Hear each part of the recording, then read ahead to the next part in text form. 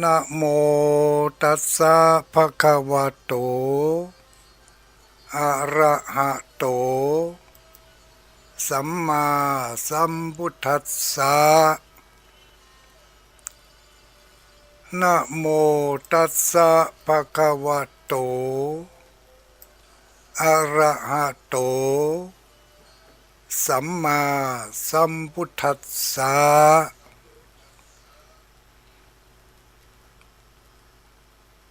เตชะสุเนมะภูจนาวิเวเตชะสุเนมะภูจนาวิเวเตชะสุเนมะภูจนาวิเว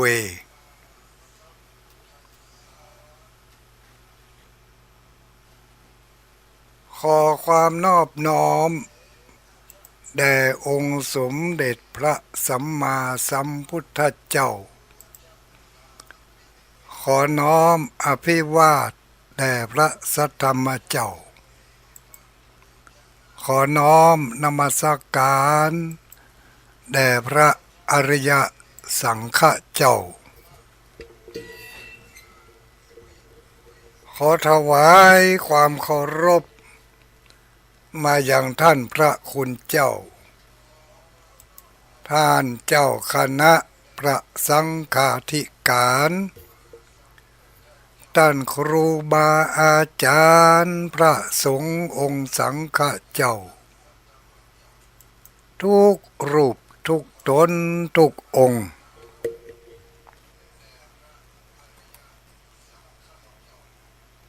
ขอเจริญสุขเจริญพรญาติโยมสาธุชนทั้งหลาย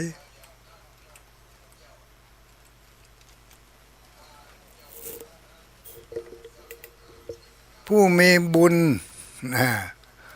ญาติโยมผู้มีบุญทุกคนทุกท่านที่เปิ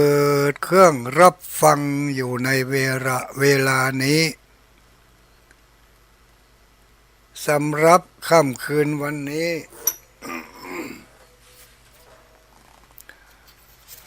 ก็เป็นคืนวันจันทร์คืนวันจันทร์ที่20คืนวันจันทร์ที่20เดือนตุลาคมเดือนตุลาคมนี่เป็นเดือนที่10แล้วเนอะญาติโยมทั้งหลายพุทธศักราช2568เดือนที่10ย่างเข้ามาแล้วจะสิ้นสุดแล้วเนี่ยยังแถมบอกกี่วันแล้วเนี่ยเนาะวันนี้วันที่20เดือนตุลาถ้าเป็นเดือนเมืองเขาก็เดือนเกียงแรม เดือนเกียงแรม13ค่ำเดือนเกียงแรม13ค่ำวันพรุ่งนี้ก็เป็นวันพระเต็มแล้วเดือนขี้ดับคู่เดือนคู่ดับขี้เดือนนี้เป็นเดือนขี้ดับคู่ก็คือดับ14ถ้าเดือนคู่ดับ15แต่ก่อนเพิ่นว่ากันอย่างนั้นเพราะมันจำยากมันบ่มีปฏิทินมาเดี๋ยวนี้เปิดพอปฏิทินหู้เรื่องเลยเนาะกี่ค่ำวันหยังบอกกันหันหมดวันนี้วันที่20ทุกคืนวันจันทร์วันที่20ทุกคืนวันจันทร์ ญาติโยมเฮาทั้งหลายจะได้มาพบปะกับเสียงแหบแห้งของผู้เฒ่า เสียงแหบแหบแห้งแห้งของผู้เฒ่าอันมีนามก่อนอาตมาภาพชื่อว่าพระครูปฏิภาณธรรมทินในคลื่นสีขาวปากันห้องชื่อว่าตุลุงดอยทุกคืนวันจันทร์ถ้าบ่มีอุปสรรคใดๆมาคัดขวางคัดข้องก็จะได้ปะกันทุกคืนวันจันทร์แล้วก็ทุกเจ้าวันพฤหัสบดีเดือนนี้หายหน้าหายตาไปเนอะวันจันทร์แล้วนี่ก็บ่ได้ออกสักกำวันพฤหัสแล้วไปนี่ก็บ่ได้ออกสักกำโอ้รับปากท่านอาจารย์บรรยงเอาไว้ว่าเพิ่นบอกว่าตุลุงวันจันทร์นี่5 โมงถึง7 โมงเนอะยาวเลยผมมาได้อยู่ผมจะไปธุระอีกวะเขาก็ตอบไปกันเนาะตกลงอีกอะพอถึงเวลามาเปิดสถานี เปิดเพลงเข้ารายการน้องน้องน้องน้องมันก็มีอยู่พอตั้งหน้าตั้งตาจะมาอู้กับศรัทธาญาติโยมฟังเสียงตัวเก่าก็ได้เอามือก๊อกก๊อกไม้ก็ได้โอ้มันอยากจะอ่านมันเมื่อคืนก็ร้องอยู่นะแต่มันร้องกับเสียงเพลงมาได้ลองเสียงไม้ก็โอ้มันจะได้เนี่ยเสียบหูใดก็ได้กูเตือบ่เป็นอย่างอีสักเตือ โอ้มันแกล้งมาตั้งแต่เมื่อวันละ2 วัน 3 วันผ่านมามันก็ยังบ่ดีเตือเมื่อคืนวัน เมื่อคืนวันพุธลองพอเสียงเพลงมันเข้าละถ้าจะดีละเนาะก็เลยปิดเครื่องไว้ลูกเจ้ามาเปิดพอเอาเพลงก็ใส่มันก็ขึ้นมาบอยู่แต่พอเปิดไมค์จะอัลโหลอีกเนาะยังบ่ขึ้นสักมาบ ดักปิ้งเข้าก็น่ากับกั้นจะฮื้อก็ได้เมกจะฮื้อก็ได้ต้องหอดจนถึง5 โมงครึ่งพอจะ6 โมงก็ยังบ่มีวี่แววเตือโอ้เป็นดีอินดูสถานีเปิ่นก็เปิดละไว้ฮะนะเต้าหอดถึง7 โมงญาติโยมทั้งหลายเข้ารายการบ่ได้สักกำ2 ชั่วโมงมานั่งเมกนั่งเก้นก็จะฮื้อก็ได้แต่ว่าแต่เจ้านี่ก็มาลองพอ มันก็อย่างอันเอาไปเอามาบ่เดี๋ยวนี้เครื่องนั่นนะเสียงเพลงก็บ่มีเสียงไม้ก็ถึงบ่ออกเมื่อคืนบึดเฮาเนี่ยจะได้นี่จากวันจันทร์ก่อนก็บ่ได้ออกสักกรรมขอทุกเจ้าท่านมาหาเพิ่นออกแตนเหียวันจันทร์วันนี้ก็เป็นวันจันทร์วันที่20แล้วนี่งานเฮาก็จะมีตั้งหน้า จะได้ประกาศเเชิญชวนให้คนทั้งหลายได้ฮู้เป็นอย่างจะได้เอาเครื่องใดมาก็ได้2 เครื่อง3 เครื่องโมเดลนี้นะญาติโยมเครื่องคอมพิวเตอร์นะอยู่ในห้องนี่3 เครื่องนะ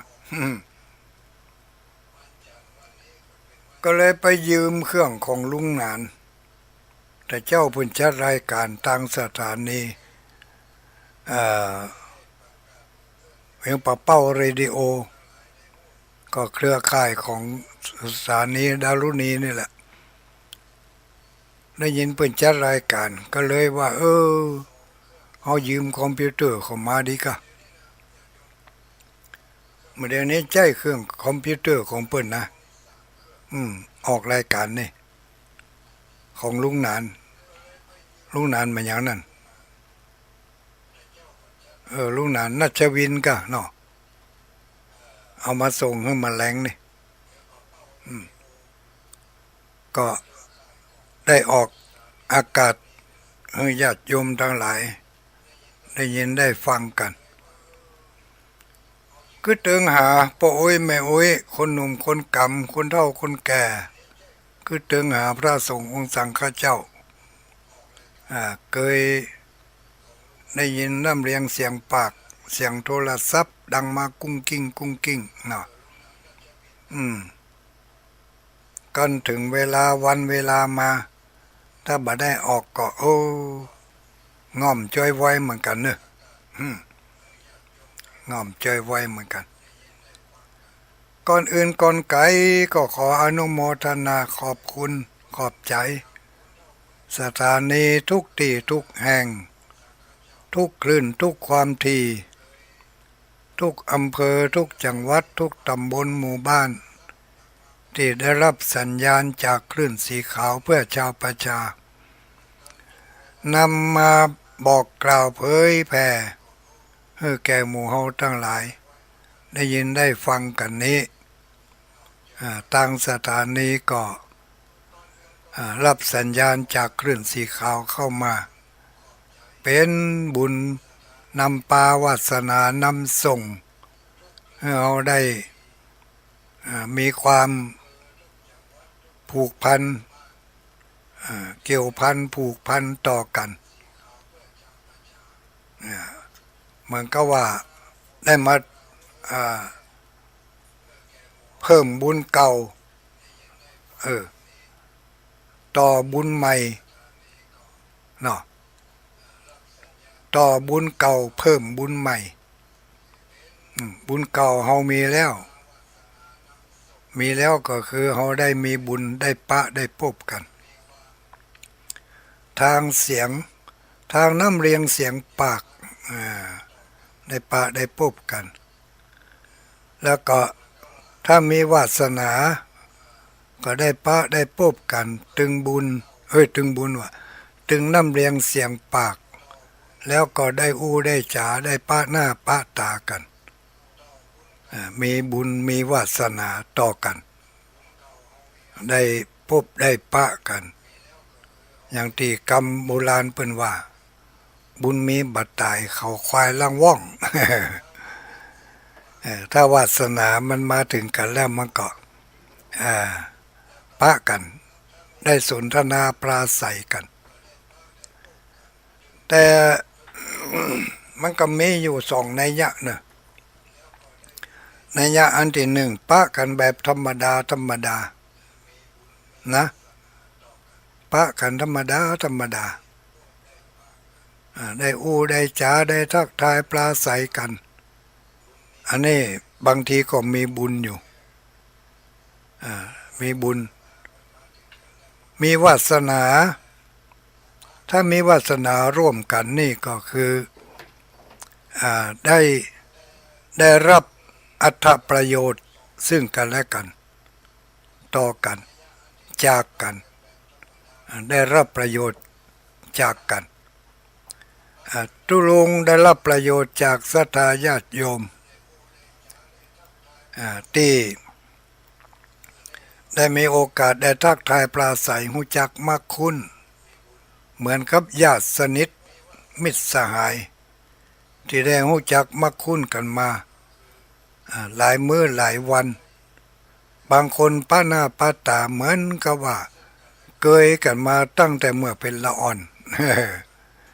เหมือนกับว่าเป็นนักเรียนรุ่นเดียวกันเข้าโรงเรียนด้วยกันเนี่ยเนาะเล่นด้วยกันตะมูกังต้งกังนาตะมูเกาะน้ำทั้งที่บ่เคยปะกันมาก่อน แต่สนิทสนมกันอันนี้เป็นบุญปาวาสนาปะกันแต่ถ้าหากว่า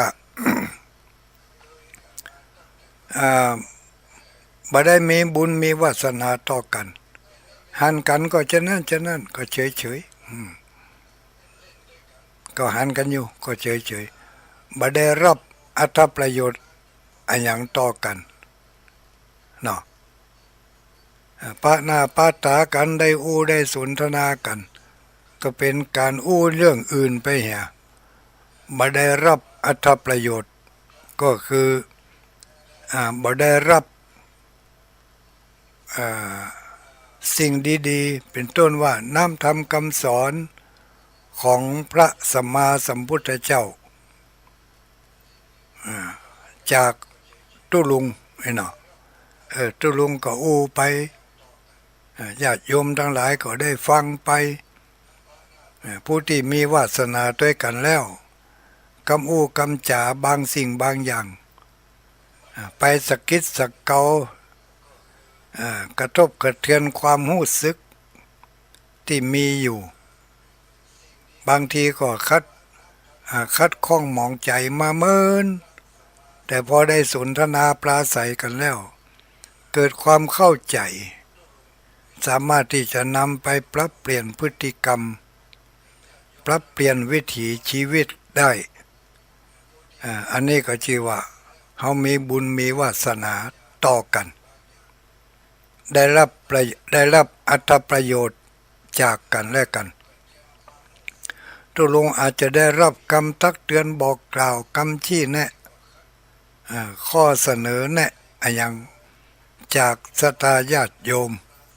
อันนั้นก็เรียกว่ามีวาสนาต่อกัน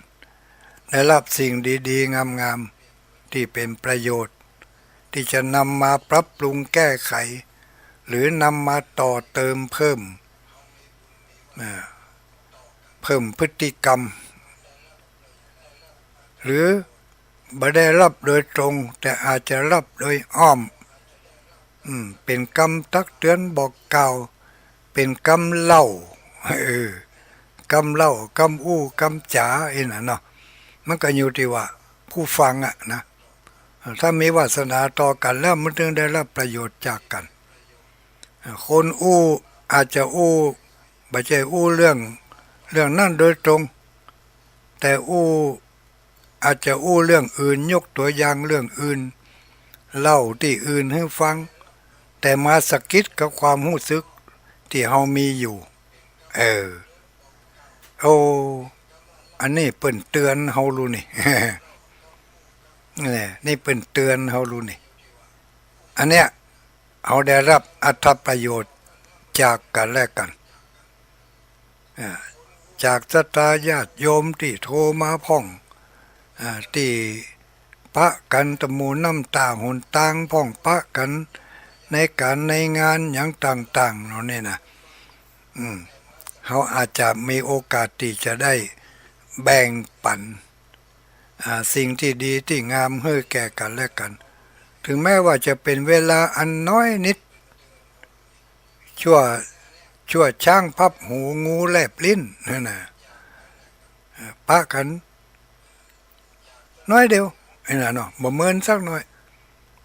คำอู้คำจ่ากิริยาท่าทางบางสิ่งบางอย่างนั้นมันสะท้อนย้อนมาหาเฮาให้เฮาได้ข้อคิดเตือนจิตสะกิดใจพลิกโอกาสที่เลวร้ายให้กลายเป็นโอกาสที่ดีงามให้เกิดขึ้นกับตัวตนของเฮาเองอย่างนี้ชื่อว่าเฮามีความเกื้อกูลซึ่งกันและกันจากบุญเก่าที่เคยมีต่อกันมาแต่อดีตที่เคยเกื้อกูลกันมาเคยมีประโยชน์ต่อกันมาถึงปัจจุบันนี้เขาอาจจะอยู่คนละที่ละทางอาจจะอยู่ไกลแสนไกลแต่ถ้าหาว่าเขามีใจฮักกันมีใจคือเติงหากันก็เหมือนนึกว่าอยู่ใกล้กันแค่เอื้อมอยู่ใกล้กันแค่เอื้อม แต่ว่าก็มีอยู่คนมีหลายคนบางพวกเนาะอยู่ใกล้กันเดินไปจะจนกันถึงวันแต่บ่ได้รับประโยชน์อันอย่างจากกันเลยบ่มีความฮักความสนิทสนมบ่มีการตักเตือนบอกกล่าวบ่มีการฝากสิ่งที่ดีๆให้แก่กันและกันอันนั้นถึงแม้ว่าจะอยู่ใกล้กันแต่ก็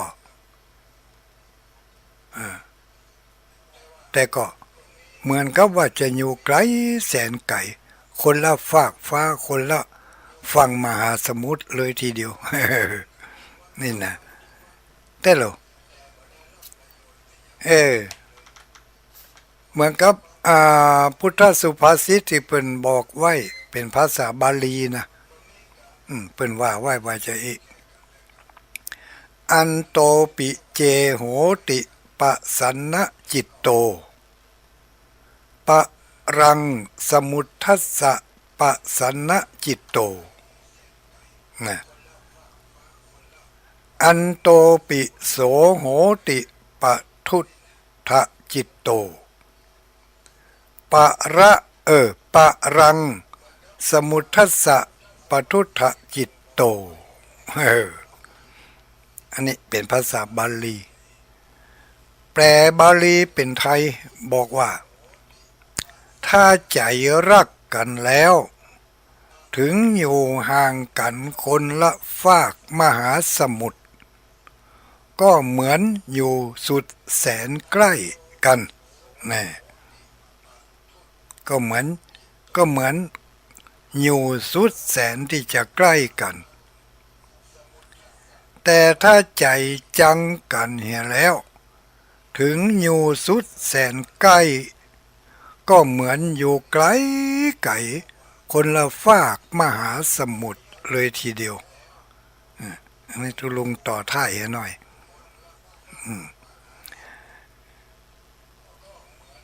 นี่ญาติโยมทั้งหลายความกึดตึงหากันความรักกันถึงแม้ว่าจะอยู่ไกลกันแต่ถ้ารักกันชอบกันมีความผูกพันกันได้รับอรรถประโยชน์จากกันและกันแล้วก็บุญวาสนาทั้งบุญและทั้งวาสนามาบรรจบกันเขาควายมันว้องจนกันพอดีนะถึงจะอยู่ไกลกันก็ตามยังบะเดียวนี้ระหว่างเฮากับเฮาเนี่ยอยู่บ่ใจใกล้กันรู้นี่ถ้าลุงอยู่ในห้องในคนเดียวก็งกญาติโยมทั้งหลายก็อยู่ในห้องหรือบางคนก็อยู่ในที่นอนซ้ำผ้าเอาผ้าคลุมละจักผ้าห่มมาห่มละไอ้น่ะนี่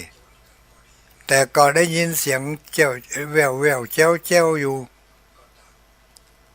ก็มีความสื่อสารกันได้อันนี้เขามีวาสนามีบุญต่อกันแต่ถ้าจะให้มีวาสนาต่อกันก็ต้องฟังแล้วเก็บเอาเนื้อหาสาระจากที่ตุลุงนำเสนอนี่เพราะว่าสิ่งที่นำเสนอที่ไปไปเนี่ยมันเป็นสิ่งที่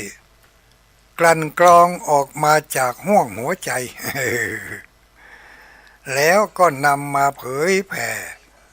บอกให้ผู้ที่มีความปรารถนาดีที่จะยอมรับเรายอมรับเมื่อยอมรับแล้วก็ทำตามทำตามได้ชื่อว่าวาสนาเติงถึงกันแต่ฟังไปแล้วม่วนบ่ได้นำไปใช้บ่ได้นำไปแก้ไขปรับปรุงพฤติกรรมตัวเองก็ชื่อว่ามีบุญที่ได้ฟังที่ได้ยินแต่บ่มีวาสนาที่จะได้ร่วมกันนั่นก็คือไม่มีวาสนาที่จะได้ป ปฏิบัติตามเนื้อหาสาระที่นำมาฝากอันนี้ไม่ได้หมายถึงเฉพาะคืนนี้อย่างเดียวคืนนี้อาจไม่ได้หยังแต่คืนต่อไปอาจจะได้พ่องหรือว่าคืนนี้อาจไม่ได้หยังเมื่อเคยได้ฟังมาเมื่อก่อนนั่นมีหลายอย่างที่คอยเตือนจิตสะกิดใจแล้วก็นำมาประพฤติปฏิบัติลองเอามาแก้ไขปรับปรุงมันเกิดประโยชน์ได้รู้เนี่ยนะอย่างที่ฝากคาถาเอาไว้อันอย่างพ้องพุทโธเศโธติโลกัสสมิงก็ปากันเอาไปท่องท่องแล้วก็จำได้เอาไปใจทุกที่ทุกทางทุกหนทุกแห่งจะออกบ้านออกจองออกนอกเฮือนออกไปทำอะไรอย่างก็ท่องคาถาไว้ ทุกบทที่ให้ไปฝากไปเป็นพุทธคุณทั้งนั้นเนาะเป็นคุณของพระพุทธเจ้าผู้ที่ระลึกถึงคุณของพระพุทธเจ้าก็ได้ชื่อว่าเป็นผู้ที่มีบุญเนาะมีบุญถ้าจะให้มีวาสนาก็ต้องเอาคาถาที่ท่องนั้นมาประพฤติปฏิบัติพอเอามาท่องเวลาจะหลับจะนอนก็ท่องคาถาไว้ท่องไปจนมันหลับไปนี่หลับไปด้วยคาถาธรรมของพระสัมมาสัมพุทธเจ้าก็ได้ชื่อว่าเป็นผู้เจริญกรรมฐานเนาะเจริญกรรมฐานเพิ่นถึงบอกว่าท่องจำให้ขึ้นใจทุกลมหายใจเข้าออกเอาเป็นกรรมฐานไปเลยเนี่ยก็แสดงว่าถ้าเราได้ท่องได้จำได้จือเกิดขึ้นได้ก็ท่องให้มันจบเกิดขึ้นได้ก็ท่องให้มันจบก็เป็นการเจริญพุทธานุสติไปครั้งหนึ่งจิตใจที่มันแทนที่มันจะไปเกิดถึงเรื่องความว้าวุ่นเกิดถึงเรื่องความนักอกนักใจเกิดถึงเรื่องความสารวนสารเวคัดข้องสงสัยเขาก็ตัดบทโดยการท่องคาถาเข้าไว้อสังวิสุโลปุสะภุพะท่องไปมึนสังวิทาปุกะญะปะอีกก็ได้อันยังก็ได้ที่ทุลุงได้ฝากไปแล้วหรือว่าที่ท่านทั้งหลายไปได้ยินได้ฟังมาจากที่อื่นที่เพื่อนฝากเป็นคาถามาเพื่อเขาปากันท่องเอาไว้เอามาเป็นที่จังที่เปิ่งเนอะที่เพิ่นบอกว่าพุทโธเมนาโถธัมโมเมนาโถสังโฆเมนาโถนะเหล่านี้เป็นคาถาธรรมออกมาจากในธรรมของพระสัมมาสัมพุทธเจ้าเขาก็ทำอย่างนี้เขาจีว่าเขามีบุญที่ได้ยินได้ฟังกันแล้วเขาจะมีวาสนาเขาได้รับอรรถประโยชน์จากกันซึ่งกันและกันญาติโยมทั้งหลายท่องคาถาได้ตัวลุงก็ดีใจที่มีคนฟังแล้วก็สนใจเฮียนเอาอันนี้ทางด้านนามธรรมที่เป็นธรรมาธิฐานส่วนที่จะเป็น รูปธรรมที่เป็นบุคลาธิฐานนั้นก็เอาไปใจได้เลยสารพัดปัญจงนะโมพุทธายะสิทธังตอนเจ้าจะว่ากันอย่างนี้นะลูดโมถอนพุทธอทาลุตยะตกสหายอันนี้เป็นรูปธรรมเอาไปเป็นคาถาเป่า เป่าเป่าพิษเป่าภัยเป่าสิ่งบดีชั่วร้ายทั้งหลายให้มันหลุดมันถอนมันลุดไปจากตัวจากตนจากจิตจากใจจิตใจมันอัดอั้นกรัดกลุ่มลุ่มร้อนท่องเข้าไว้นะหลุดโมถอนพุทถอดทารุดเนี่ยตกสหายจะเป็นพิษภายในพิษภายนอกตั้งสัจจะอธิษฐานระลึกนึกถึงพุทธบารมีของพระสัมมาสัมพุทธเจ้าตั้ง5 พระองค์กกุสันโธโกนาคัมมโนกัสสโปโคตโมอริยเมตไตโยเนี่ยอยู่ในนะโมพุทธายะตั้ง5นะโมพุทธายะนี่ก็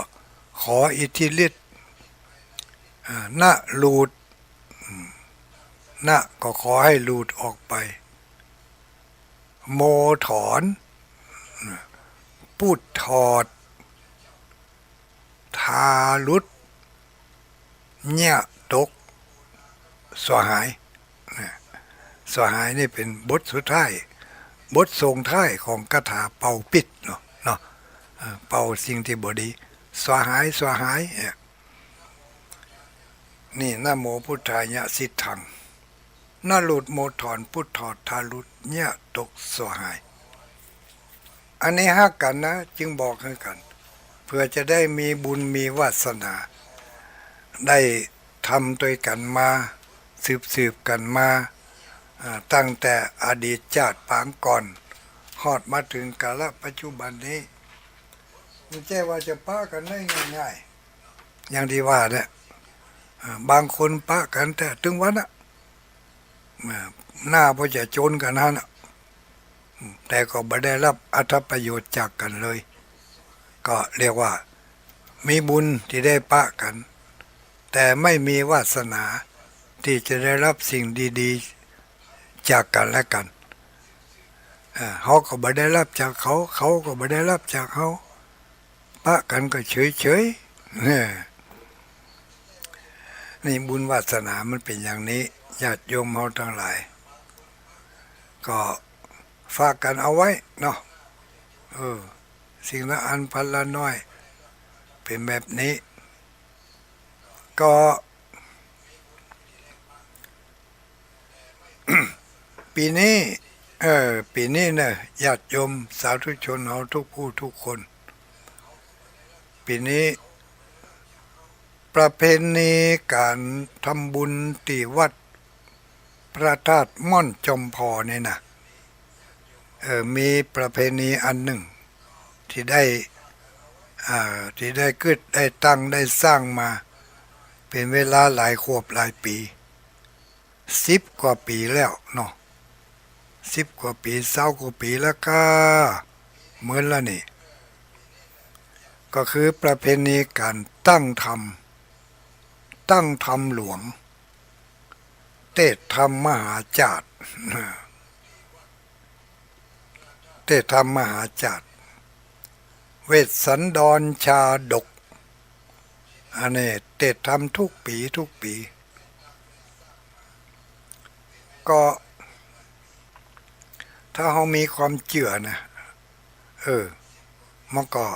เป็นสิ่งที่ดีอะเนาะทำไปแล้วมันเกิดความดีได้รับผลในทางที่ดีเป็นที่น่าชื่นอกชื่นใจ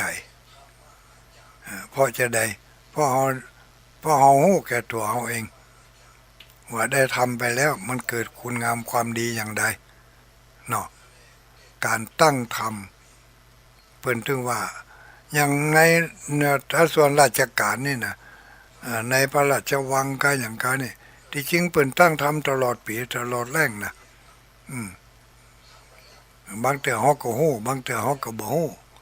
บ่ได้ยินข่าวแต่บางเทื่อเฮาก็ได้ยินข่าวออกมาอยู่พ่องบนแบนๆนี่นะก็เพิ่นทำตลอดแต่เฮานี่เหมือนนานๆเฮาอาจจะมีการตั้งธรรมเหตุเตื้อบางทีเฮาไปกึดยากญาติโยมทั้งหลาย ไปคิดยากว่าโอ้มันเป็นเรื่องใหญ่เรื่องโตจะต้องต้องเกียมอันยังนักหนาป้าป้านโดยเฉพาะอย่างยิ่งธรรมที่จะเอามาเทศน์นั่นมีถึง13ผูก13กันในเนื้อเรื่องมหาเวสสันดร13กันเนี่ยเนาะแล้วก็มีธรรมอย่างอื่นแต่หมอที่เป็นเรียกว่าเป็นธรรมวัดเป็นธรรมที่บริวารธรรมเริ่มต้นก่อนที่จะเทศน์ธรรมเนื้อเรื่องน่ะก็เสริมขึ้นมาแถมเอาหัวใจของคาถาที่มีอยู่ในธรรมมหาเวสสันดรนั่นถึงมอนมี1,000คาถาแยกออกมาเอาคาถาธรรมมาเทศน์ต่างหากเนี่ย1,000คาถา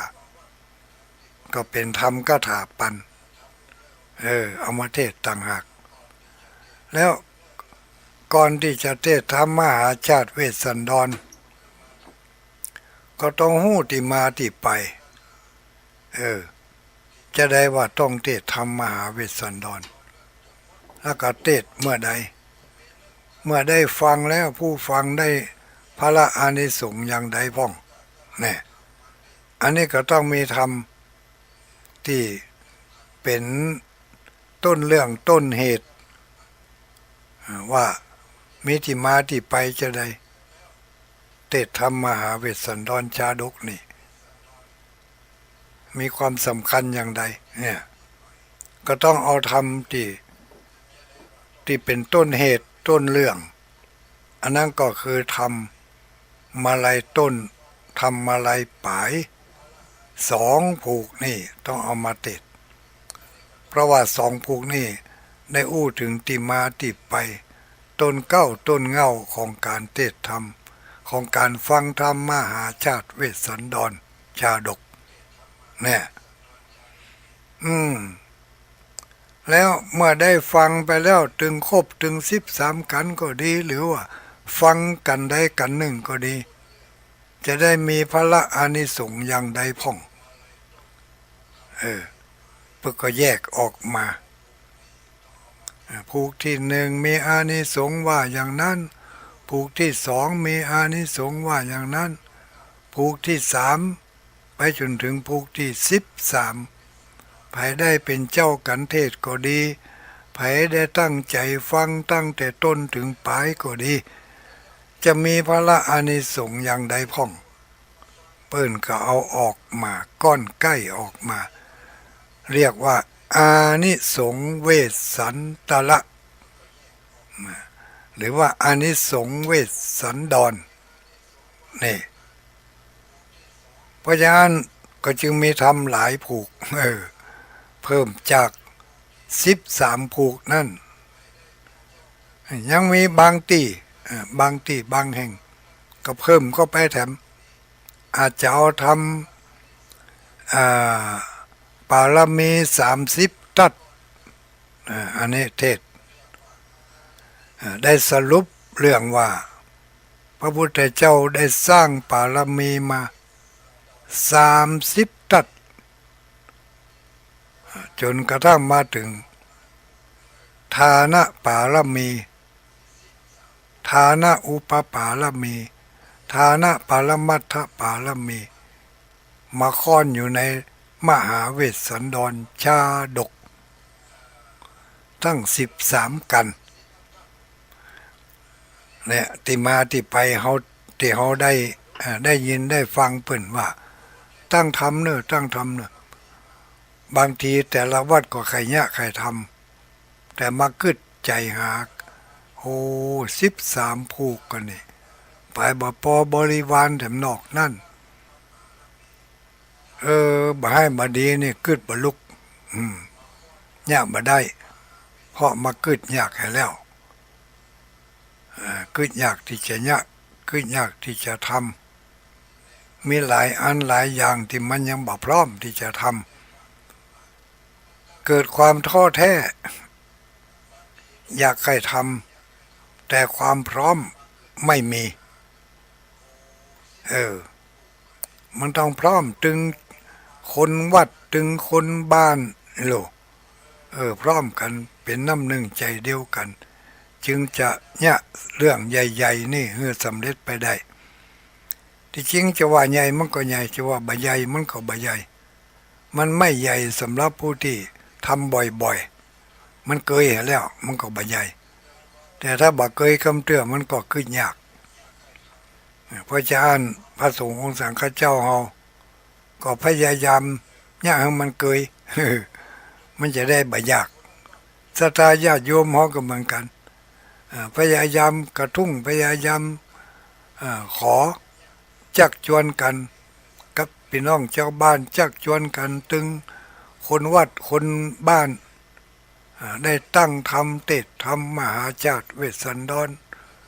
เพื่อจะได้มีบุญมีอานิสงส์อันกว้างใหญ่ไพศาล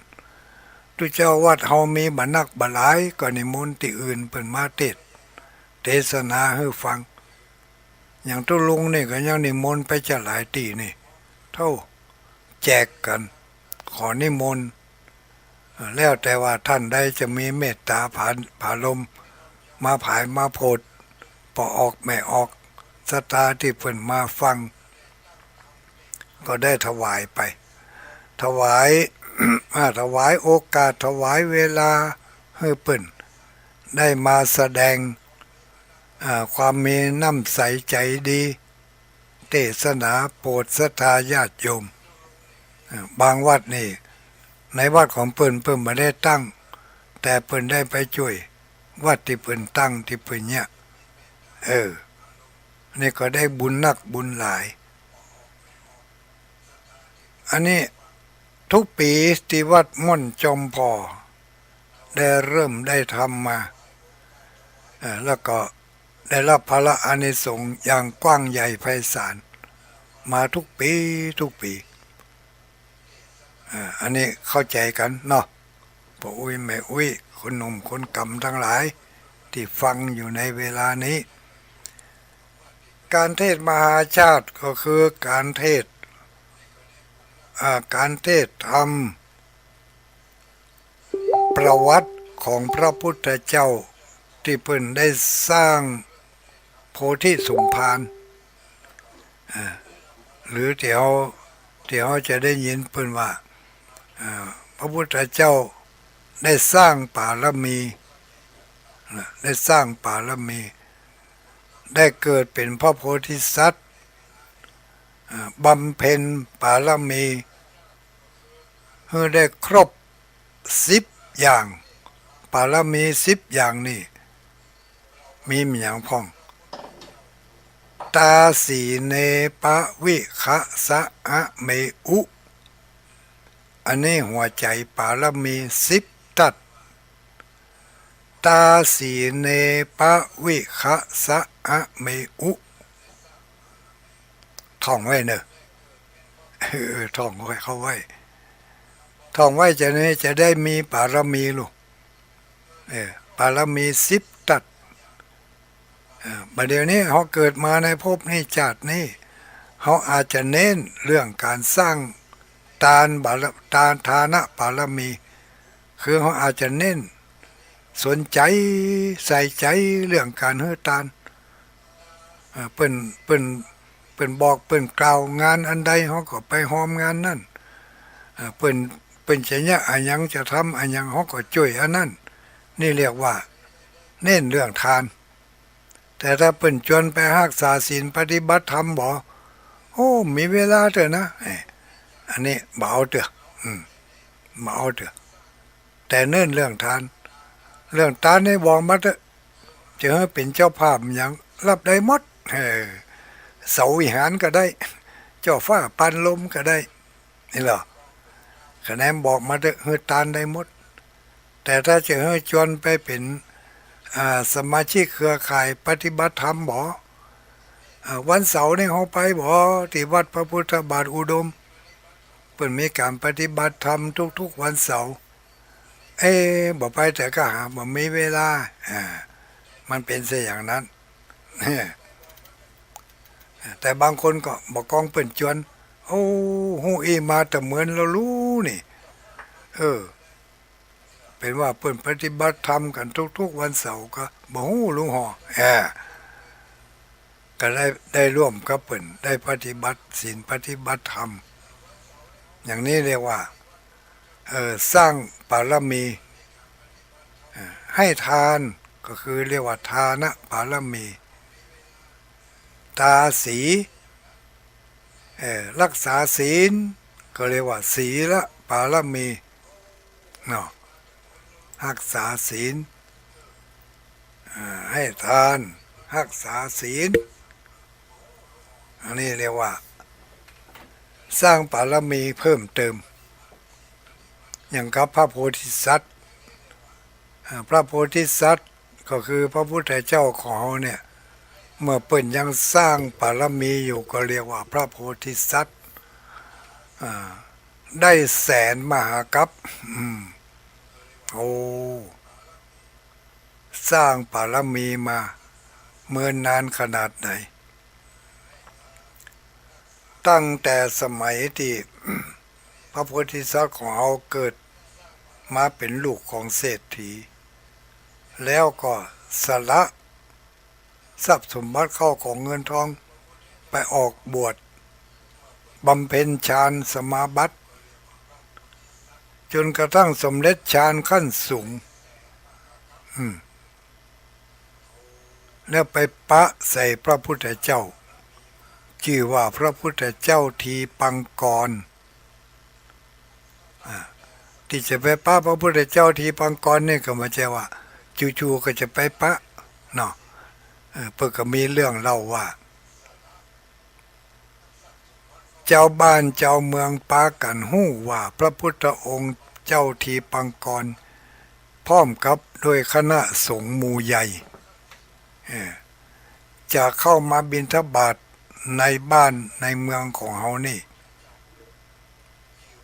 เจ้าบ้านเจ้าเมืองทั้งหลายก็พอแล้วโอ้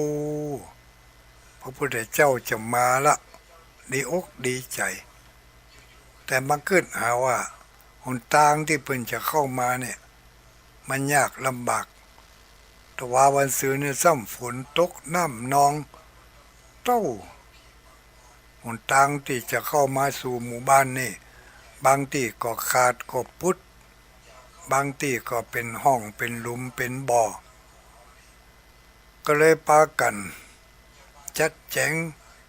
ช่วยกันแปลงถนนหนทางให้มันดีเพื่อจะต้อนรับพระสัมมาสัมพุทธเจ้าที่ปังกรพร้อมด้วยกับคณะสงฆ์พากันแบกขอบกแบกเสียมแบกมีดแบกมุยไปแปลงถนนหนทางที่มันเป็นหลุมก็ถมให้มันสวดที่มันสวดเป็นขึ้นเป็นคันก็ทากทางให้มันเปียงอีกเนาะ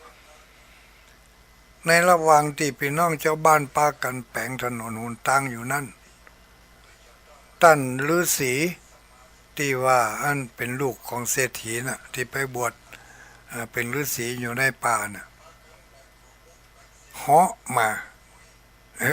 เหาะมาด้วยลวงอากาศมาหันพี่น้องชาวบ้านแปลงถนนหนทางก็ลงจากอากาศมาก็มาถามพี่น้องชาวบ้านว่าท่านทั้งหลายเนี่ยมันยังกันนี่โอ้แปลงหนทางเนี่ยยังจะไปลากเข้าลากน้ำกะชาวบ้านบอกว่าบาจายท่านฤาษีวันพุ่งนี้พระพุทธเจ้าทีปังกรพร้อมด้วยคณะสงฆ์หมู่ใหญ่เพิ่นจะเข้าไปบิณฑบาตในหมู่บ้านของเฮาหนทางมันบ่ค่อยเรียบบ่ค่อยดีหมู่เฮาทั้งหลายก็ได้ช่วยกันมาแปลงหนทางมาแปลงหนทางท่านฤาษีก็บอกว่าโอ้ท่านทั้งหลายได้ทำบุญใหญ่โตนี่แปลงมรรคาหนทางนี่ต่อก็ว่าแปลงหนทางขึ้นสู่สวรรค์ชั้นฟ้าและเนรพานเขาขอช่วยทุกคนเนาะเขาขอช่วยทุกคนปั่นให้เขาสักตาเถอะนี่ไงเขาก็จะได้ช่วยคุดช่วยบกช่วยแปลงทีนี้ก็แปลงกันเป็นตาหมูตาที่เลี้ยวไปแล้วก็ ก็ยืนพอเปิ่นอาจจะช่วยกันอยู่พ้องแต่ก็เครื่องไม้เครื่องมือเป็นขอบกขอเจ้านั่นก็เพราะที่จะว่างอยู่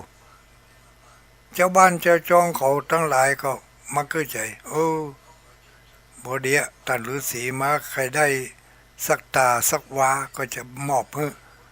ก็เลยเอาตัดที่มันเป็นห้องน้ำห้องน้ำถ้าจะเลิกน้อยเนาะกว้างหมอกพอให้พอดีนี่ก็เลิกหน่อยท่านฤาษีเอาท่านนี่ท่านฤาษีมีฤทธิ์ลง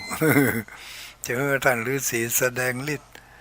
เอาไปถมหนทางนี่ให้มันดีขึ้นอีกอะแต่ท่านฤาษี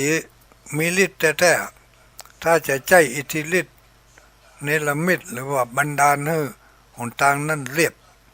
ในชั่วพริบตาท่านก็ทำได้แต่ว่าท่านบ่ใจฤทธิ์บ่ใจอิทธิฤทธิ์ของท่านมันจะเป็นการเอาเปรียบพี่น้องเจ้าบ้านก็เลยแจ้เขาบกแล้วนะขุดออกขุดดินถมขุดดินถมเป็นห้องก็ถมไปเท่าวันนั้นวันค่ำก็ยังบ่แล้วเด้อต้องฮอดแถววันพุ่งมาเจ้าก็ยังบ่แล้วเด้อยังแหมน้อยอยู่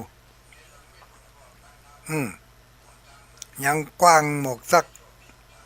หย่อมว่าสักหน่อยแต่ยาว ยาวหนทางก็บ่แล้วบ่ตันแล้วดีเด้อตะวันก็ขวายมาอยู่มงถมห้องก็ถมมาแล้วอย่าไปทำไปพระพุทธเจ้ามาเห็นแล้วโทษพร้อมด้วยกับคณะสงฆ์หมู่ใหญ่หมู่พี่น้องชาวบ้านทั้งหลายก็พากันมาเฝ้าพระพุทธเจ้ามาต้อนรับที่ถนนหนทางที่แปลงใหม่นั่นท่านฤาษีก็ยังถมหนทางบ่แล้วเถอะโมโหอย่าจะได้พระพุทธเจ้ามาพอดีท่านฤาษีก็เลยนอนแหละเอาตัวของตัวเองเนี่ยนอนทับขี้เปอะที่มันเป็นห้องเป็นโม่งขี้เปอะนั่นแหละนอนลงไปแล้วก็ให้พระพุทธเจ้าพร้อมกับคณะพระสงฆ์เดินย่ำตัวของท่านฤาษีนั่นข้ามขี้เปอะไปเมื่อพระพุทธเจ้าทีปังกรเดินผ่านไปแล้วท่านก็มาสงสัยว่าท่านฤาษีดาบสท่านนี่จะได้ต้องเอาตัวมานอน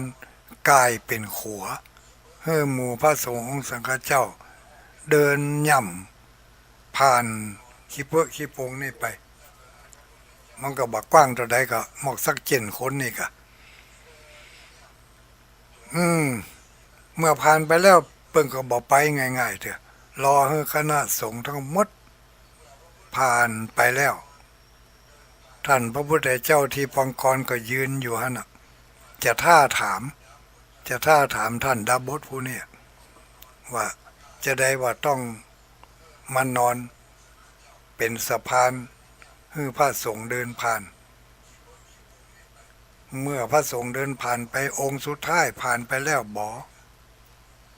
ท่านฤาษีก็ลุกจากขี้เปอะขึ้นมาหันพระพุทธเจ้ายังยืนอยู่ที่หั่นก็เลยยกมือไหว้กราบพระพุทธเจ้า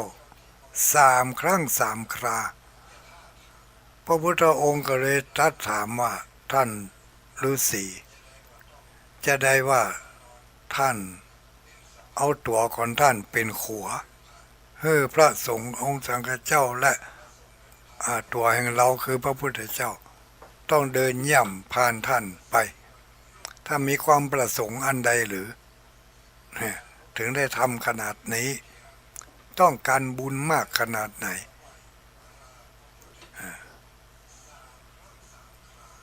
พระพุทธองค์ชื่อว่าพระเจ้าทีปังกรพระพุทธเจ้าทีปังกรก็หู้ด้วยอัธยาศัยด้วย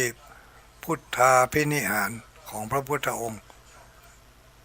ว่าท่านฤาษีมีความตั้งใจอย่างใดหู้อยู่แต่ก็ถามเพื่อจะให้ประชาชนทั้งหลายได้หู้ตัว ถามท่านฤาษีท่านฤาษีก็หู้ด้วยฤทธิ์ของท่านเหมือนกันว่าถ้าหากว่าเขาต้องการสิ่งใดพระพุทธองค์เจ้าทีปังกรก็จะได้มอบสิ่งนั้นให้แก่เรานะถ้าเราต้องการจะสำเร็จเป็นพระอรหันต์ในเวลานี้วันนี้พระพุทธองค์ก็จะต้องแสดงธรรมบทที่ให้เราเข้าใจแล้วเราก็จะได้สำเร็จเป็นพระอรหันต์ในปัจจุบันนี้เพราะเรามีพื้นฐานมานักแล้วแต่ว่าเรามาปรารถนาที่จะได้เป็นพระอรหันต์เตอเฮาอินดูพี่น้องชาวบ้านอินดูสัตวโลกทั้งหลายผู้ที่เวียนว่ายตายเกิดอยู่ในวัฏสงสารได้รับทุกข์ทรมานมีมากหลายโกฏหลายแสนหลายตื้อหลายล้านชีวิตยังต้องการผู้ที่จะช่วยให้สัตว์เหล่านั้นพ้นจากง่วงมหันทุกข์มหันตทุกข์อย่ากันนั้นเลยเราจะตั้งความปรารถนาต่อหน้าพระพุทธเจ้าต่อหน้าพระพักตร์ของพระสัมมาสัมพุทธเจ้าและเราจะขอพรจากท่านพระพุทธองค์ก็บอกว่าท่านฤาษีต้องการสิ่งใดเราจะมอบให้ทั้งนั้นท่านฤาษีองค์นี้ชื่อว่าสุเมธฤาษีหรือว่าสุเมธดาบสก็เลยยกมือขึ้นไหวแล้วก็พรรณนาว่าสัตว์โลกทั้งหลายที่เวียนว่ายตายเกิดอยู่ในวัฏสงสารมีมากมายเหลือเกินที่กำลังรอผู้ที่จะมาช่วยเหลือข้าพระองค์มีความประสงค์ใครอยากจะเป็นพระสัมมาสัมพุทธเจ้าพระองค์หนึ่งที่จะได้นำเอาสัตวโลกทั้งหลายพ้นจากโอฆวัฏสงสารให้ถึงหลอดพระนิพพานเมืองแก้วอันพ้นจากความทุกข์โศกโรคภัยทั้งหมดทั้งปวงพระพุทธเจ้าทีปังกรก็ทรงพยากรณ์ว่าความปรารถนาของท่านจะสำเร็จแน่นอนอีกแสนกับไปตั้งหน้าเมื่อท่านบำเพ็ญเพียรไปเถอะสี่อสงไขยแสนกับไม่ใช่ว่าอันแสนกับสี่อสงไขยแสนกับท่านจะได้เป็นพระพุทธเจ้าชื่อว่าสมณะโคดมในภัตตกัปตั้งหน้าพุ่นพร้อมกันว่าด้วยกันสี่พระองค์กักุสันโธโกนาคมโนกัสสปโปและท่านจะเป็นพระพุทธเจ้าองค์ที่สี่ชื่อว่าโคตโมองค์สุดท้ายทัดจากท่านก็คืออริยเมตไตรให้ท่านบำเพ็ญเพียรไป ในขณะที่ท่านสุเมธดาบสตั้งสัจจะอธิษฐานขอพรกับพระพุทธเจ้านั้น พระพุทธเจ้าทรงพยากรณ์อย่างนั้นแล้วในที่ใกล้กับท่านดาบสฤาษีนั้นมีแม่หญิงคนหนึ่งมีผิวพรรณเนื้อหน้าตาผิวพรรณดีรัศมีเปล่งปลั่งถือดอกบัวมาไหว้พระพุทธเจ้าแล้วก็ได้ยินคำอธิษฐานของท่านดาบสอธิษฐานว่าจะขอเป็นพระพุทธเจ้าในวันหนึ่งตั้งหน้าเพื่อจะขนเอาหมูสัตว์ให้พ้นจากทุกข์ง่วงมหันต์ทั้งหลายนางนั่นชื่อว่าลืมชื่อไปฮะลืมชื่อนึกได้อยู่แต่ลืมไปฮะก็ ได้ขออธิษฐานว่าข้าพระพุทธเจ้าได้ยินคำอธิษฐานของท่านดาบสอย่างนี้แล้วข้าพระพุทธเจ้ามีความปลาบปลื้มปิติยินดีเป็นอย่างยิ่งเพราะฉะนั้นท่านดาบสปรารถนาที่จะเป็นพระพุทธเจ้าข้าพระองค์จะขอติดตามท่านดาบสผู้นี้จะขอเป็นกู้ทุกข์กู้ยากกู้บำเพ็ญบารมีไปโดยท่านจนกว่าท่านจะได้เป็นพระพุทธเจ้าพระพุทธเจ้าที่ปังกรทรงเล็งพอพระอุปนิสัยแล้วหันว่าไปกันได้ก็จึงทรงพยากรณ์ว่าท่านดาบส แม่นางคนนี้ต้องการที่จะเป็นกู้ทุกข์กู้ยากกู้บำเพ็ญบารมีไปกับท่านท่านจงรับไว้แล้วก็รับทราบไว้ท่านจะได้เป็นกู้บุญกู้บารมีสร้างสมบารมีด้วยกันไปทุกภพทุกชาติจนกว่าสี่อสงไขยแสนมหากัปแล้วก็จะได้ตรัสรู้เป็นพระสัมมาสัมพุทธเจ้าในโอกาสต่อไปตั้งหน้าจากนั้นพระพุทธองค์เจ้าที่ปังกรก็ไปรับบิณฑบาตภายในหมู่บ้านท่านดาบสก็เหาะจากที่นั่น ปิกไปสู่ป่าหิมพานต์ไปบำเพ็ญเพียร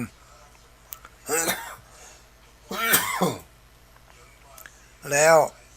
บำเพ็ญเพียรแล้วตายจากการเป็นฤาษีนั่นก็ไปเกิดเป็นพรหมเป็นพรหมเนี่ยอายุเหมือนอายุเหมือนเป็นกัปอายุเหมือนเทวดาเนี่ยยังอายุเป็นร้อยปีพันปีแต่ว่าไปเกิดเป็นพรหมอายุซ้ำเป็นกัปเหมือนนานพอหมดอายุจากจ้ำพรหมแล้วก็ได้มาเกิดเป็นพระโพธิสัตว์ได้มาเกิดเป็นคนพ่องเป็นมนุษย์พ่องเป็นสัตว์เดรัจฉานพ่องนกหนูหูปีกเป็นเป็ดเป็นไก่เป็นอะยังต่ออะยังก็เป็นมาหมดอย่างที่เราได้ยินทำในภาษาที่แต่ละวัดเอามาเทศกันนะบางวัดก็เทศทำเรื่องแปะคำพ่องเรื่องแปะขุนคำพ่องอะยังพ่องหมูเนี่ยนะอันนี้ก็ล้วนแล้วแต่ว่าเป็นอดีตชาติของพระพุทธเจ้าของเราทั้งนั้นได้บำเพ็ญบารมีมาหนักหนาป้าป้านสี่อสงไขยปลายแสนมหากัปเรียกว่าเป็นพระโพธิสัตว์เนาะได้บำเพ็ญบารมีบางชาติก็เน้นเรื่องทานบารมีบางชาติก็เน้นเรื่องศีลบารมีบางชาติก็เน้นเรื่องขันติบารมีบางชาติก็เน้นเรื่องอธิษฐานบารมีอย่างนี้ก็จนกระทั่งมาถึงมหาชาติสุดท้ายคือเป็นมหาเวสสันดรมาเกิดเป็นพระชาติเสวยชาติเป็นพระมหาเวสสันดรแล้วก็มีพระนางมัทที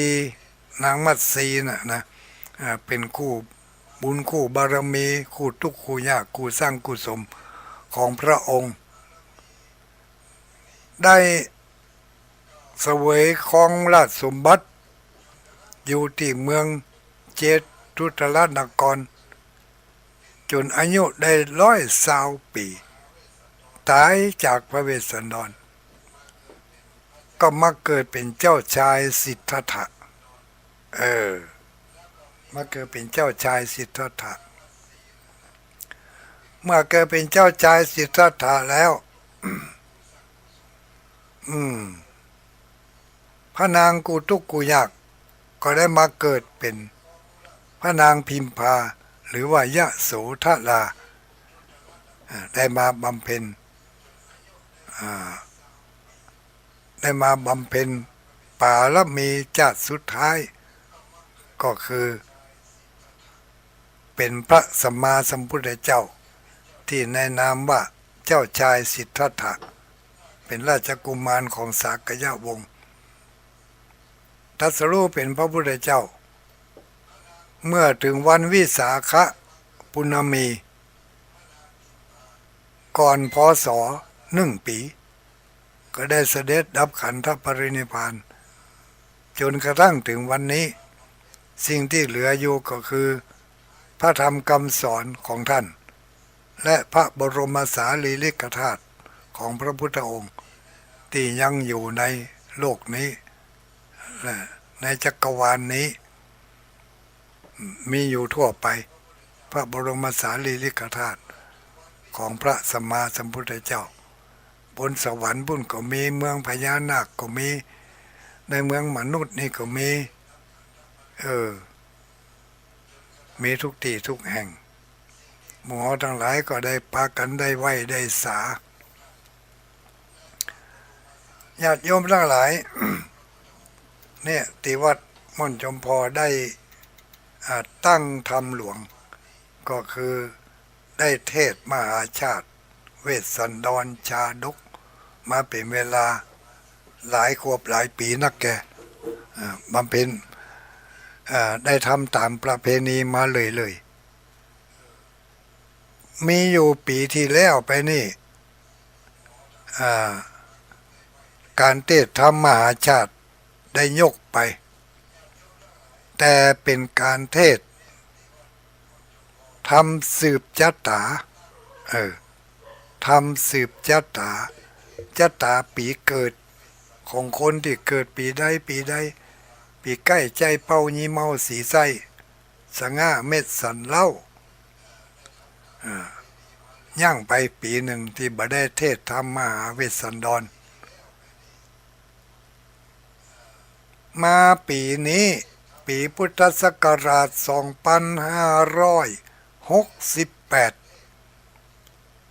ประเพณีอันนี้ก็เวียนมาครบค่อยท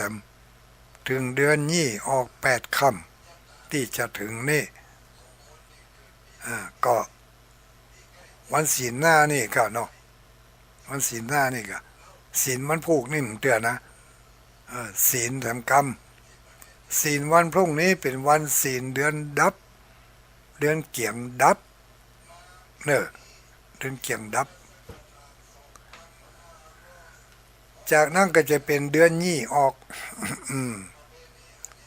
เดือนยี่ออก1 ค่ำ2 ค่ำ3 ค่ำไปจนถึงเดือนยี่ออก8 ค่ำก็จะมีการเทศมหาชาติสำหรับปีนี้เทศมหาชาติจริงๆมหาชาตินี่มี10 ชาติญาติโยมทั้งหลาย10 ชาติใหญ่ๆหรือว่า10 ชาติสุดท้าย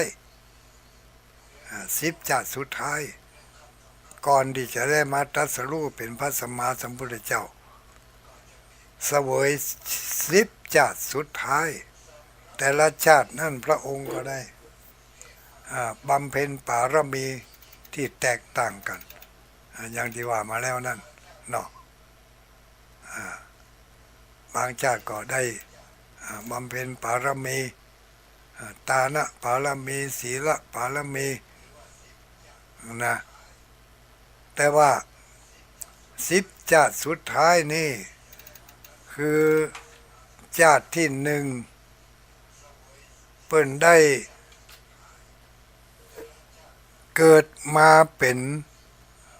ลูกของพระราชามหากษัตริย์ลูกของพระราชามหากษัตริย์ในขณะที่พระองค์พระกุมารน้อยเกิดออกมาแล้วสักปีเนาะสักขวบสักปีอย่างเนี้ยเป็นนั่งอยู่บนตักของพ่อของพระบิดาพ ระบิดาทรงตัดสินนักโทษที่ได้ทำโทษอย่างรุนแรงตัดสินให้ประหารชีวิตกุมารน้อยได้ยินอย่างนั้นสะดุ้งหยงเอาขึ้นในใจถ้าเขาเป็นคนใหญ่ต่อไปตั้งหน้าเขาก็จะต้องเป็นกษัตริย์แล้วเขาก็จะต้องมาตัดสินคดีอย่างกับป่อเขาตัดสินคดีมาเดี๋ยวนี้ก็ต้องก็ว่าเขาต้องฆ่าคนแถมเขาต้องฆ่าคนการฆ่าคนเป็นโทษนักเขาก็เคยเกิดเป็นกษัตริย์และฆ่าคนมานักต่อนักได้ไปตกอยู่ในนรกอเวจีได้รับความทุกข์ทรมานแสนสาหัสกำลังหาจะโป้นมานี่กำลังหาจะโป้นมาได้มาเกิดเป็นลูกของพ่อคนนี้ท่านถ้าเขาอยู่เสวยบ้านเสวยเมืองต่อไปเขาก็จะต้องทำอย่างพ่อเขานี่แหละตัดสินคดีความประหารคนเขาจะต้องได้ปิกไปสร้างบาปสร้างกรรมแถมแล้วรู้นี่จากนั้นพระกุมารก็เลยกึดหาอุบายว่าจะได้ที่จะต้องบ่ได้เป็นกษัตริย์จะได้จะต้องบ่ได้เป็นกษัตริย์สืบบ้านแตนเมืองในขณะที่กำลังกึดใจหาวิธีการอยู่นั่นก็กึดหาทางออกบ่ได้ก็เลยเรื่องนี้ก็เลยฮ้อนไปถึงเทวดาเทพธิดาตนหนึ่งเทพธิดาตนนี้อยู่บนสวงสวรรค์อดีตเคยเป็นแม่ของพระกุมารผู้นี้ในชาติก่อนเทพธิดาก็เลยลงมาจากสวรรค์แล้วก็มาอยู่ใกล้ๆกับพระกุมารคนอื่นบ่หันนะมีกับพระกุมารอาหารบอกให้พระกุมารว่ากุมารน้อยถ้าเธออยากจะโป้นจากการเป็นกษัตริย์เธอต้องทำตัวหรือว่าต้องแต่งเป็นคนใบ้กะแต่งเป็นคนบาใบไล่พญานี่นะเป็นคนบับปากเป็นคนบาสนองตอมอันอย่างสักอย่างมีอย่างเดียวว่ากินข้าวกินแล้วก็นอนแล้วก็กินบ่ต้องบ่ต้องจ่ายอย่างเป็นบ้าเป็นใบไปเลย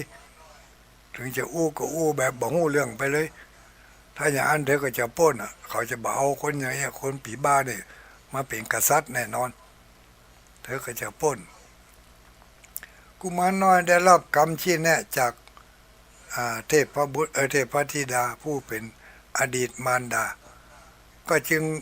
ตั้งสัจจะอธิษฐานนับตั้งแต่วันนั้นพระองค์ก็เป็นคนบาปากเป็นคนบ้าคนใบพระเจ้าแผ่นดินตลอดจนถึงเสนามาตรทั้งหลายพยายามพยายามหลอกที่จะฮือจ๋าโดยวิธีการต่างๆทรมานด้วยทุกอย่างเอาไฟจี้ก็ได้เอาไฟล้นก็ได้เอาน้ำห้อนก็ได้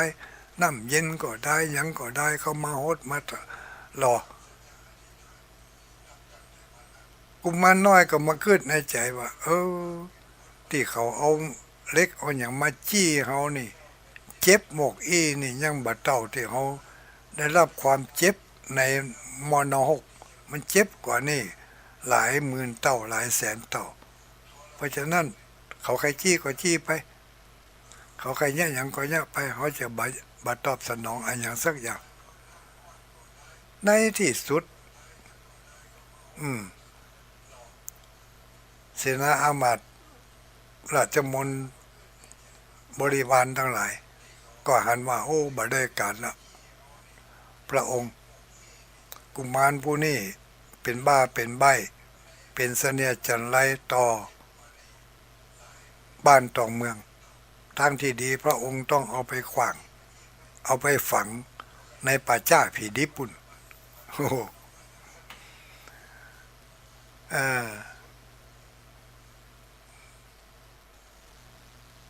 พระพระบิดาก็ทรงหันดีตัวถ้าอังก็เอาไปฝังให้ไปบ่ต้องเนี่ยมันได้อยู่ต่อไปแต่ว่าตอนนี้อายุบาดเจ็บน้อยๆแล้วนี่เลี้ยงมาจนกระทั่งอายุได้15-16 ปีแล้วดูเป็นเบาฉลาดละนายสารถีเอาใส่รถแล้วก็จะเอาไปฝังที่ปะเหี่ยวกำลังขุดหลุมอยู่เพราะกุมารน้อย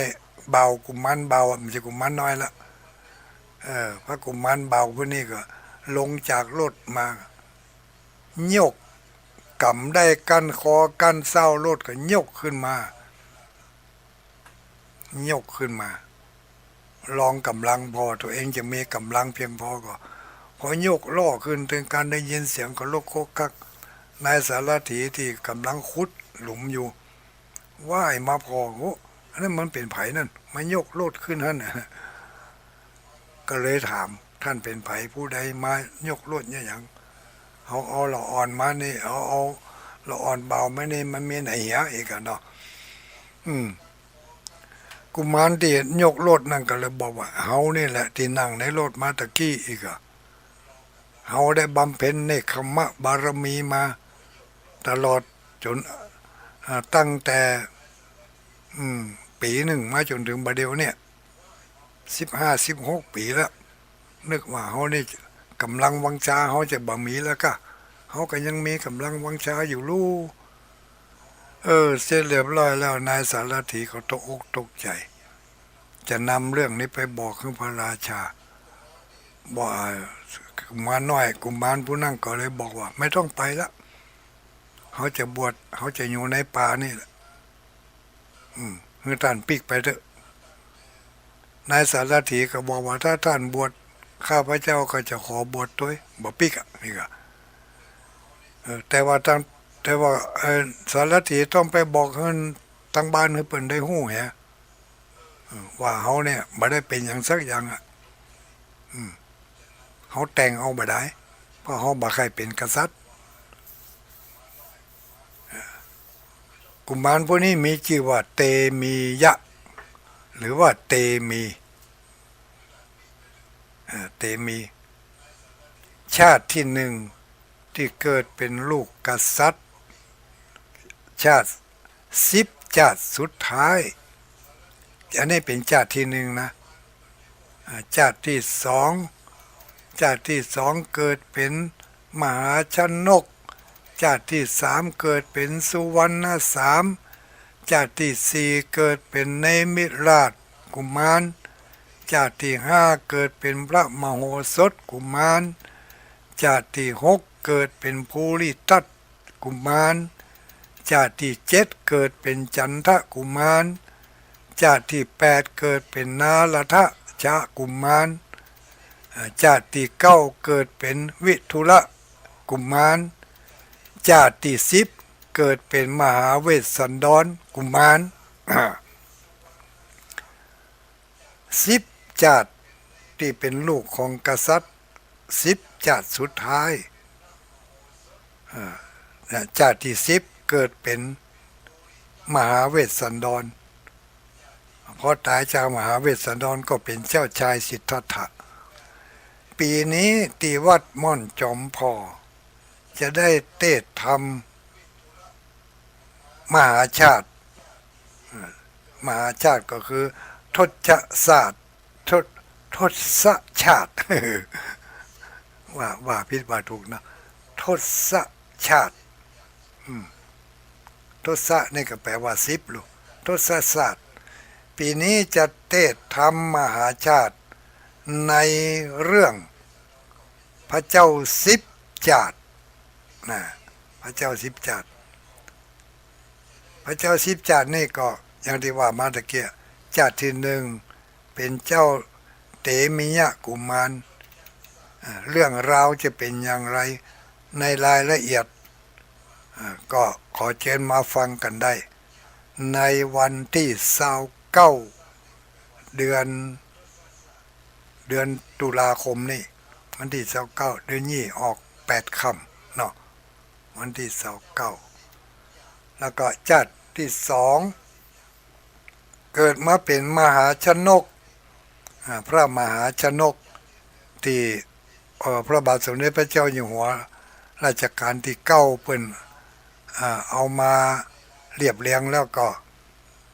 เอามาเป็นหนังสือให้หมู่เฮาได้อ่านได้ฟังกันได้พอได้อ่านได้ฟังกันถึงเรื่องความมีวิริยะความเพียรในการว่ายน้ำ7 วัน 7 คืนนางเมขลาอยู่บนสวงสวรรค์ชั้นฟ้าเป็นผู้รักษาน้ำหันว่าพระมหาชนกนี่มีความเพียรอุตสาหะพยายามบ่ย่อท้อที่จะเอาชีวิตรอดจากมหาสมุทรทั้งที่หู้บาหันฟังบาหันหิมแต่ก็ลอยคอว่ายไปจนถึงที่สุดพระนางเมขลาผู้รักษาทะเลหันแล้วเกิดความเอ็นดูก็เลยอุ้มออกจากทะเลไปไว้ที่เมืองมิถิลาอันนี้ก็มาฟังกันได้เนอะกันที่2ชื่อว่ามหาชนกบำเพ็ญวิริยะปารมีถ้าใครได้ฟังธรรมถึง10 จาดนี่นะปารมี10 ทัศจะครบถ้วนบริบูรณ์เนอะกันที่คูกที่ชื่อว่าเตมีชาดกบำเพ็ญเนกขมะบารมีชาติที่2มหาชนกชาดกบำเพ็ญวิริยะบารมีชาติที่3สุวรรณชาดกทรงบำเพ็ญเมตตาบารมีสุวรรณที่พญายักษ์เอาหอกเอาที่พญายักษ์เอาอย่างเอาธนูยิงเนาะเอาธนูยิงแล้วก็ในที่สุดก็ตายสุวรรณนี่นะถูกพญายักษ์ยิงตายพญายักษ์ก็เลยจำเป็นต้องไปเลี้ยงแม่ของสุวรรณนี่แตนสุวรรณในที่สุดด้วยแรงอธิษฐานทั้งของพญายักษ์ทั้งของพ่อของแม่ของพระเจ้าสุวรรณนี่ก็สามารถที่จะทำให้สุวรรณฟื้นคืนชีพขึ้นมาได้พร้อมกับธนูก็ถอนออกจากตัวของเปิ้นอันนี้โดยบำเพ็ญเมตตาบารมีชาติที่4นี่ทรงเป็นพระเจ้าเนมิราชอันนี้สร้างบำเพ็ญอธิษฐานบารมีชาติที่5 เกิดมาเป็นมโหสถบัณฑิตอันนี้สามารถตอบปัญหาได้ทุกสิ่งทุกอย่างไม่ว่าจะเป็นปัญหาการบ้านการเมืองการครอบครัวการปัญหาเช่าปัญหารอบตัวได้หมดเรียกว่าบำเพ็ญปัญญาบารมีนะเนาะอันนี้ก็หมู่ทั้งหลายเนอะมาร่วมกันสร้างบำเพ็ญบารมีทั้ง10 อย่างนี้ให้ครบโดยการมาฟังเทศมหาชาติอันยิ่งใหญ่ก็คือพระเจ้า10 จาดชาติที่10เกิดเป็นภูริทัตเกิดเป็นพระเจ้าภูริทัตเป็นพระเจ้าแผ่นดินน่ะเป็นพระเจ้าแผ่นดินถึง10 จาดได้เลย10 จาดสุดท้ายพระเจ้าภูริทัตนี่ได้สร้างบำเพ็ญศีลบารมีไปอยู่เมืองนาคมาดูต่างบำเพ็ญศีลขึ้นมาเป็นมนุษย์บำเพ็ญศีลบำเพ็ญไปบำเพ็ญมา ถูกมนุษย์ยับไปแสดง เรื่องราวจะเป็นยังไงมาฟังกันได้ในวันที่29นะชาติเจ็ดเกิดเป็นพระเจ้าจันทะพระเจ้าแม่นกับพระเจ้าจันทะกุมารจันทกุมารอันนี้บำเพ็ญขันติปารมี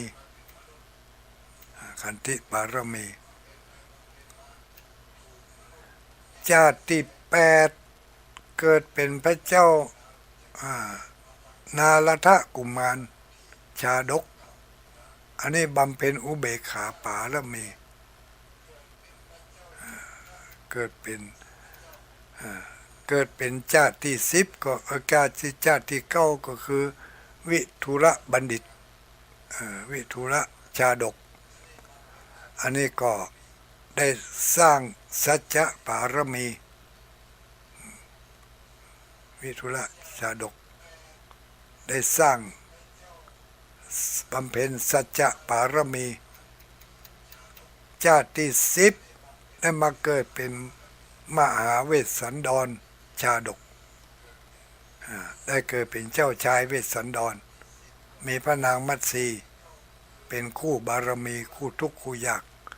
อันนี้ได้สร้างบำเพ็ญทานะปารมีถึง10ชาตินี่เป็น10ชาติสุดท้ายปีนี้ที่วัดพระธาตุม่อนจอมพอจะได้เทศมหาชาติ10ชาติแต่ละชาติก็เทศทำแต่ละภูก็ได้ไปกราบนิมนต์ท่านครูบาอาจารย์พระสงฆ์องค์สังฆเจ้าหลายที่หลายแห่งหลายวัดหลายวามาเป็นองค์เมตตาแสดงธรรมเทศนาแต่ละภูคือหมู่เฮาทั้งหลายได้ยินได้ฟังกันถ้ามีบุญมีวาสนาก็จะได้ถ่ายทอดออกทางยูทูบเบอร์ญาติโยมทั้งหลายได้ยินได้ฟังกันเป็นวันพุธโดยนะวันนั้นนะวันพุธเดือนยี่ออก8 ค่ำเป็นวันตรงกับวันพุธนี่เมื่อวันนี่โอ้มาได้เทศธรรมวันพุธนี่อาจจะออกทางสถานีวิทยุ90 เมกะเฮิรตซ์เนอะอันนี้ก็ต้องตั้งแต่บ่าย3ไปก่อนนะตั้งแต่บ่าย3ไปจนถึง5 โมงแมลงจะตัดสัญญาณของสภาวัฒนธรรมเข้าไปสู่สถานีเข้าไปสู่การเทศมหาชาติมหาชาติทศชาติชาดกพระเจ้า10ชาติแล้วก็มีกันสุดท้าย กันสุดท้ายนี่อาจจะเทศธรรมปารมีเนาะเทศธรรมปารมีเป็นการส่งท้ายสรุปให้ญาติโยมทั้งหลายได้ยินได้ฟังกันว่าปารมี10ทัศนั่นมีอย่างพ้องรวมแล้วก็เป็นปารมี10ทัศปารมี10ข้อแต่ละข้อนั่นก็มี3จั่นอย่างฐานะปารมีจั่นที่1เนี่ยเนาะก็เฮอตานธรรมดาจั่นที่2ก็เฮอตานสูงขึ้นไปแถมก็เฮอตานเนื้อหนังมังสังจั่นที่3สูงขึ้นไปแถมก็เฮอตานชีวิตจิตใจเฮอตานชีวิตตานวิญญาณเนาะอันนี้เรียกว่าอย่างฐานะปารามีฐานะอุปปารามีฐานะปารมัตถปารามีศีลปารามีศีลอุปปารามีศีลปารมัตถปารามีแต่ละปารามีก็มี3จั่นรวมแล้ว10ปารามีก็มี30จั่น30จั่นแต่ละจั่นแต่ละชาติที่เกิดมานั่นก็เน้นนักสร้างปารมีแต่ละจั่นแต่ แต่ละขั้นเพราะว่าปารมีนั้นมีอยู่10ทาสีเนปะวะคะสะอะเมอุนี่10 อย่างทาสีเนปะวิคะสะอะเมอุ10เนาะปารมีทาทาสีเนปะวิคะสะอะเมอุถ้าแผ่ท่องได้ปารมีนักเนอะท่องเขาไว้จำเขาไว้จำเขาไว้มันก็เป็นอย่างก็เขาเติมแก๊สนี่ก็เติมแก๊สเติมทานโทรศัพท์ทานโทรศัพท์เขาใกล้จะเสียงเขาเสียบแบตเข้าไปเสียบตีชาร์จเข้าไปมันก็จะไปเติมแบตเติมพลังให้แกเขาการเทศมหาชาติเวสสันดรชาดกอันนั้นยังจัดเดียวนะจัดเดียวกาจัดสุดท้ายปีนี้เทศ10 จัดเลยเนาะ10 จัดนี่ก็ตั้งแต่เตชะสุเนมะภูจนาวิเวจำไว้เนอะอันนี้คาถาพระเจ้า10 จัดนะกินบะบกจกบะพ่องไปไหนบะกั้นบะอยากมีผู้อุปถัมภ์บำรุงก้ำจูอุดหนุนเสริมบุญเก่าเฮือนักยิ่งกว่าที่ได้สร้างมาท่องกันเข้าไว้เตชะสุเนมะภูจนาวิเวเตชะสุเนมะภูจนาวิเวเตก็คือเตมียะชะก็คือมหาชนกสุก็คือสุวรรณสามเนก็คือเนมิราชเนาะเตชะสุเนมะภูจนาวิเวจำง่ายๆญาติโยมทั้งหลายก็เป็นอันว่า ประกาศข่าวสารการบุญการกุศลยังแหมข่าวมันได้บอกเธอนี่เนาะเรื่องงานเรื่องทำบุญตานกฐินตานกฐินที่วัดม่อนจอมพอที่แรกก็ใจว่าจะบ่มีแล้วนะแต่ก็ยังว่านั่นนะเมื่อบุญมาวาสนาส่งก็ได้มาพบมาปะกันเขาควายมันว่องพอดีแล้วลูกบุญมีมแต่เขาควายลังว่องก็มีผู้ที่เพิ่นมีจิตศรัทธาเจตนาจะมาร่วมทำบุญถวายเป็นเจ้าภาพกฐินจัดขอทานในวันที่27อีวะทางวัดก็บักคัดข้องเนาะในเมื่อเป็นตั้งอกตั้งใจลูกที่ไก่มาลูกที่ไก่ไปหนยากจากปูนจังหวัดลพบุรีบุญก่อนดูแล้วก็จังหวัดกรุงเทพมหานครบุญตัวกันมาขอเป็นเจ้าภาพขอถวายกฐินปีนี้ตุลุงก็บอกว่าตกลงถ้าเอาร่วมกับงานเทศทำได้ก็ดีแต่เพิ่นบอกว่าเพิ่นเป็นข้าราชการทำงานอยากจะขอถวายในเมื่องายวันจันทร์ที่27ก็ยังลุงนี่ไปหาม6-7 วันนะก็นักวันนี้กับวันจันทร์นี่จันทร์หน้านี่ก็เนาะจันทร์หน้านี่ก็จันทร์ที่27วันนี้ที่20วันจันทร์หน้านี่เนอะประมาณสัก9 โมงก็จะได้ถวายเสร็จเปิ้นก็จะปิกไปถึงลพบุรีก็พักผ่อนตกวันผูกมาก็จะได้ทำงานต่ออีกมากันบ่นักบ่หลายประมาณสัก9 คน10 คนประมาณนั้นศรัทธาเฮาทั้งหลายก็เตรียมตัวต้อนรับจะแปลงขนมทอดข้าวผัดน้ำปูเลี้ยงเนาะอาหารลักประจำวัดข้าวผัดน้ำปูเนอะมีขนมนมเนยมีกาแฟกันเนาะใครจะเอาลงทานมาร่วมตัวก็เอามาได้แต่มันคนมานักนะ แต่ก็เกรงใจอะเนาะคนเหมือนนักแล้วก็ถ้าเกิดว่าเอาโรงทานมานักแล้วไปจะไม่ช่วยกินนี่อืมอันก็ยกเลิกไปก่อนเนอะเออถ้าคิดจะเอาโรงทานมานักนี่บ่ต้องเอามานักเนอะงานนี่นะคนบ่หลาย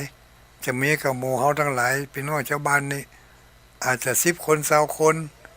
พี่น้องชาวบ้านของเฮาแต่ก็อาจจะ10 คน20 คนดีกาก็บ่แจกนี่บ่ได้แจกเอิ้นเอาห้องไหนห้องหันไปงานไหนก็บอกเอาบางคนก็ฮู้บางคนก็บ่ฮู้ปากต่อปากใจต่อใจเอาเนอะวันที่27เดือนตุลาคมที่จะถึงนี่งานกฐินที่วัดพระธาตุม่อนจอมพอใครมีโอกาสมีเวลาก็มาร่วมกันได้เนอะ27 28ก็แต่งดากับวันที่29ก็ตั้งธรรมดำล่ะเทศธรรมหลวงเทศธรรมมหาทัศปารมีเนาะในวันที่29วันที่27มาไงเนอะสัก9 โมงก็จะตานละนะมายืดเยื้อใช้เวลานิดหน่อยกินข้าวน้ำข้าวงายเรียบร้อยแล้วก็แห่องค์กฐินเข้าในวิหารในโบสถ์ถวายเสร็จผันปอนเสร็จปิกเลยนะแล้วข้อตอนกับมูลที่เหลือนี่ก็กินมูลที่มาช่วยกันเพี้ยวกันพัดนี่อันนี้ก็บอกเล่ากล่าวขานให้กันฟังเนอะขอประกาศอนุโมทนาศรัทธาญาติโยมที่ได้แจ้งผลการรับฟังเข้ามาในเวลานี้จากคลื่นสีขาวเพื่อชาวประชาจากคุณศรีดาคนงามฟังอยู่ทุลุงแม่อุ้ยน้องบ้านป่างิ้วฟังอยู่สาธุอนุโมทนาคุณโยมแม่สายฝนจันกุณะ บ้านหนองผาขาวน้ำดิบป่าสางลำปูนฟังอยู่สาธุอนุโมทนาคุณโยมพิสมัยเขื่อนคำแสนอันนี้บ้านอย่างไรลำปางก็คาเนาะก็คาลำปางสาธุอนุโมทนาคุณโยมแม่ขันแก้วปันแก้วอันนี้จังหวัดอำเภอป้าวจากอำเภอป้าวฟังอยู่สาธุอนุโมทนาคุณโยมแม่ยายเพชรแม่ยายเพชรบ้านดินดำแจ้ซ้อนอำเภอปานสาธุอนุโมทนาอันนี้คุณโยมแม่ยายสุดาแม่ยายสุดาชัยมงคลอันนี้อำเภอมันยังแฮจังหวัดพะเยาเนาะฟังอยู่สาธุอนุโมทนาคุณโยมวรดอนวรดอนนี่อำเภอสันทรายจังหวัดเชียงใหม่อย่ามาหม้อคุณโยมวรดอนนี่โอนสตางค์ส่งไลน์มาพร้อมกับสลิปหอมสตางค์กฐินมานี่200 บาทสาธุอนุโมทนาเถอะเนี่ยแม่นแต่กะอย่าง2 อันวรดอนอันนี้ก็วรดอนดูนี่สองเตือกะวรดอนเตือเดียวกะเตือเดียว2 ใบกะเนาะมาได้เตือเดียว2 ใบกะขออนุโมทนาเนอะถัดมาคุณโยมแม่อุ้ยแก้วก้อนแป้นฟังอยู่แม่อุ้ยแก้วก้อนแป้นฟังอยู่สาธุอนุโมทนาเนอะแม่อุ้ยแก้วก้อนแป้นกลุ่มคลื่นสีขาวเพื่อชาวประชาอันนี้ใครสุดท้ายเพิ่นใครเอ่ยบุญยรัตน์ฟังอยู่เนาะสาธุอนุโมทนาชุมนุมปฏิบัติธรรมวันเสาร์ใครฟังอยู่เอ่ยแม่อุ้ยจงดี ไม่อุ้ยจงดี96อะไร96อ่าสถานีวิทยุบ้านบ้านตาบ้านตาชัดเจนดีอ่า 96บ้านตาต่อไปแม่สีอ้วนคุณโยมแม่สีอ้วนสาธุอนุโมทนาต่อไปมีใครอีกสายน้ำบนดอย555อันนี้ใครสุภัทรแสนทิพย์เนาะ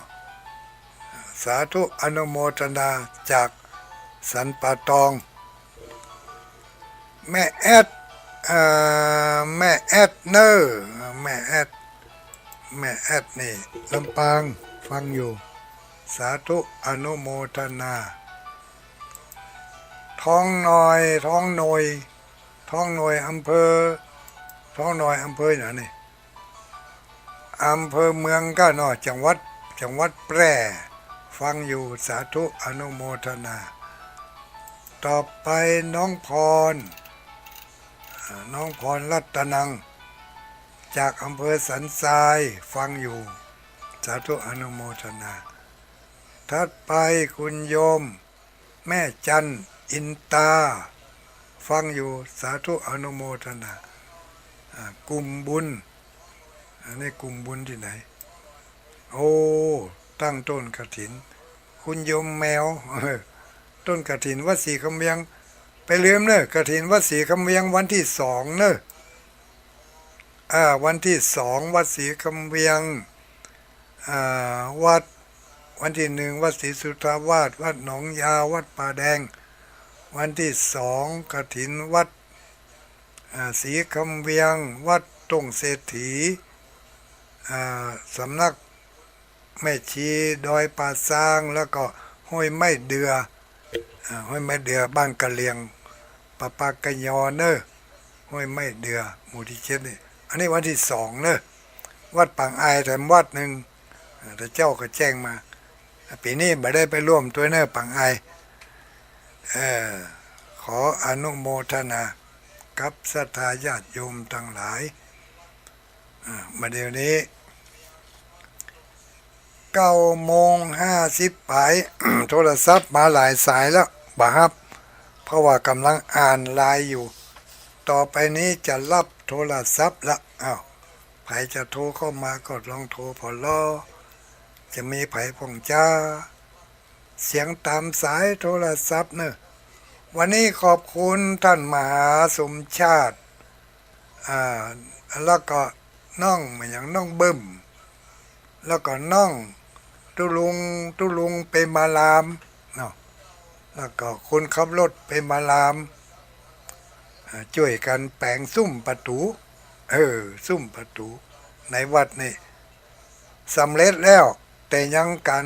ขาดการประดับตกแต่งด้วยดอกไม้ทูบเทียนก็ใครมีโอกาสมีเวลาขอเชิญเนอะ4704เจริญพรอยู่ไหนเอ่ย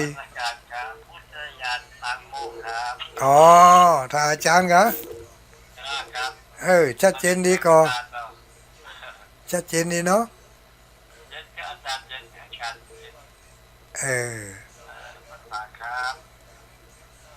ขอบคุณหลายๆเนอะมีโอกาสมาหาพ่องต่ออาจารย์ปางโมก ป่าโมกเอกหา0932722499มีก็สัญญาณเข้ามาเนี่ยตึ้งตรงสัญญาณโทรศัพท์ยังไม่มาเตื้อ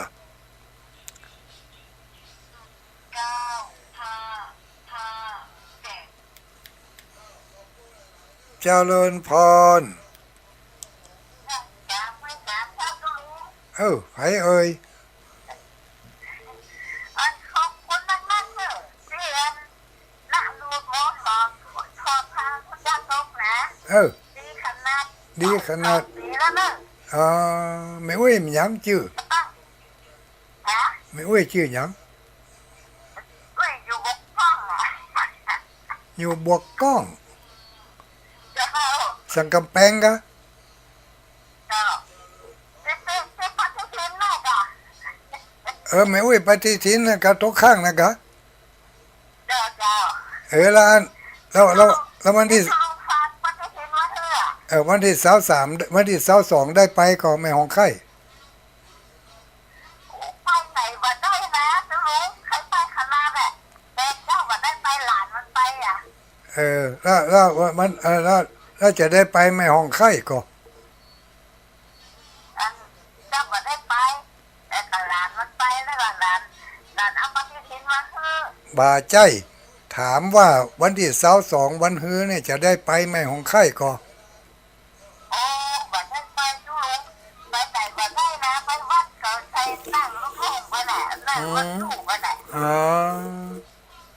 ก็ยังมานั่งรถยู้ลูกปุ้นมานี่มาได้ลูกคนหลายตุ่ม ก็มาถึงใครไปขนาดอ่ะจุลุง บอกว่าอันน่ารู้รู้ถอดคุณถอดพารู้นั่นนะตั้งคิดดีๆนะแล้วก็วนใจแล้วก็ตั้งข้ามมาสวดมนต์แล้วก็ถึงวันน่ะเขาหายได้แหละหายดีนะมันอยู่ที่ความเชื่อและความตั้งอกตั้งใจที่แท้จริงก็ย่อมจะเกิดผลเนาะอนุโมทนาตัวเนอ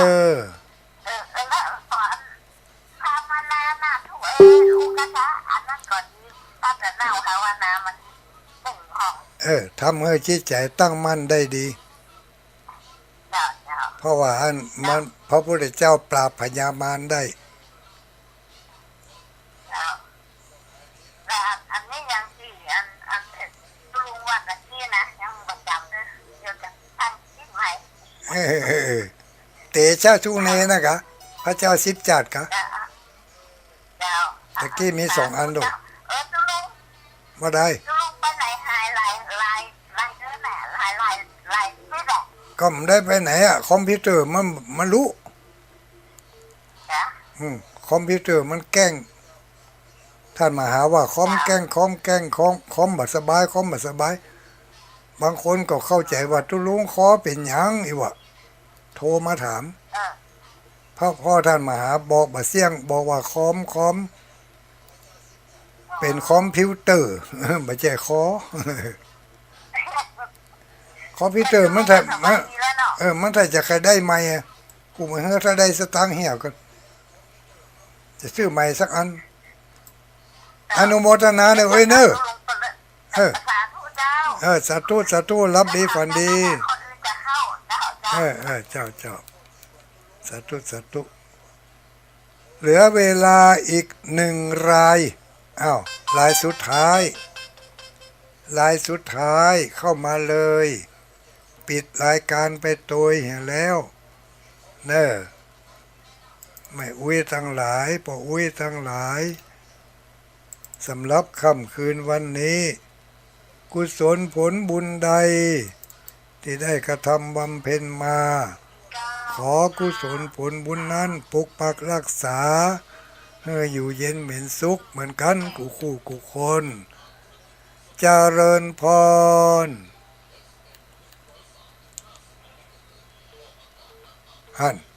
หมดเวลาแล้ว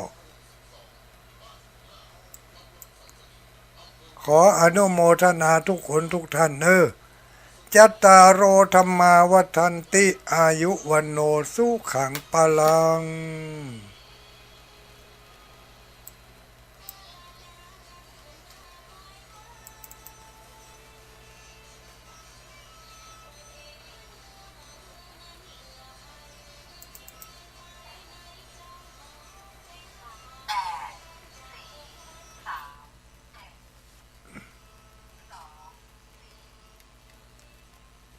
ฮัลโหลมาได้มาได้ยามนี้น่ะยังกระถาที่มาเป่าน่ะน่าดูดโมถอนนั่นกะยังไงอุ้ยน้ำมันนั่นกะว่ามาน่าดูดโมถอนน่าดูด อย่างแล้ว โมถอน โมถอนนั้น พุทพุทถอด พุทถอน ทาลุด ทาถอนทา